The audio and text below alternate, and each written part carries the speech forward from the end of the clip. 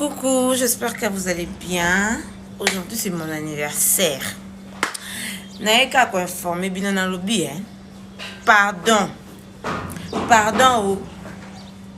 Vie nango na changé na sima oh. Na lati blama kitoko mingi, na cheba suka kitoko mingi.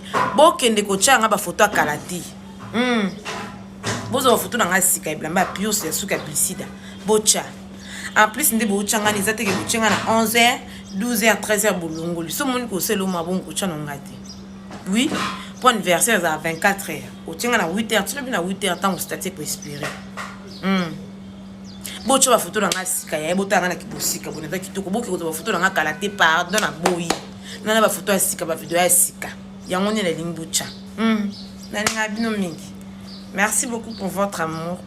Je vous aime beaucoup. Voilà.